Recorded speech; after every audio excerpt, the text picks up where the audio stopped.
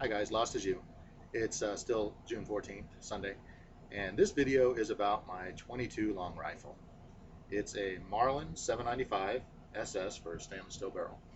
And anytime you pick up a firearm, this is a disclaimer, you always want to check the bolt, make sure that she's unloaded, and I'll just remove the magazine to make it easier. When I first bought this gun, she had a problem ejecting. I'd go through 2 or 3 rounds and it would jam inside the bolt receiver every time. And it was pretty annoying. I'd get a lot of misfires, I had to clear it and all that. So I did some research on the web and I found out something pretty interesting. And that's how to polish the feed ramp. So if you'll notice at the bottom of these 795s, there is a little screw here, a little screw there.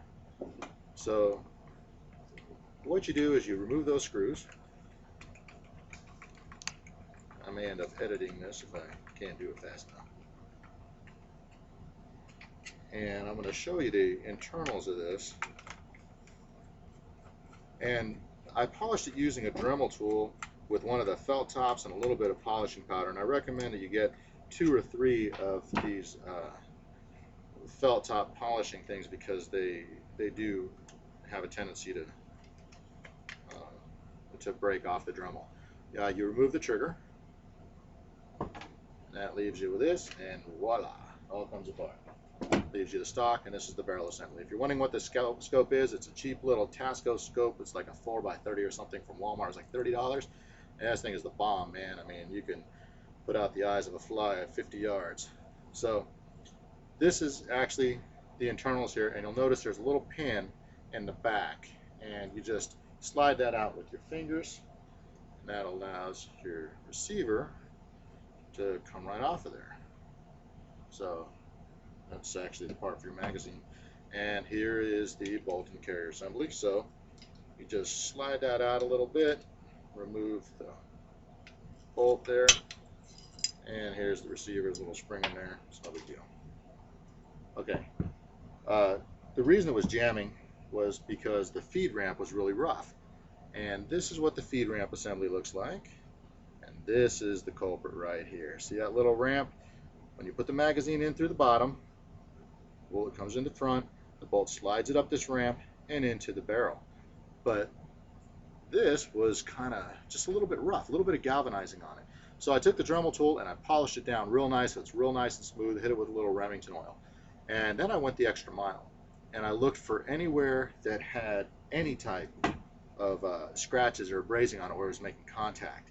And at the top of the bolt carrier, that's what the bottom looks like. On the top, this whole area I had to polish on both sides. I just polished the whole area pretty well and got it real smoothed out, and you can see the oil on that thing. And I also took the liberty of cleaning out the magazine and oiling those as well. And on a final note, just to go the extra mile, inside in here I polished these up too. And because this last piece that I just showed you, it rides in there and it's real smooth. So after polishing everything up pretty fine with the Dremel tool and cleaning it all out and oiling it up, I'm happy to say I haven't had a jam since. I mean, it just feeds any kind of ammo, whether it's Federal bulk pack or Champion or Winchester, whatever. It just feeds it all. I don't think I've had one fail to feed or one jam since.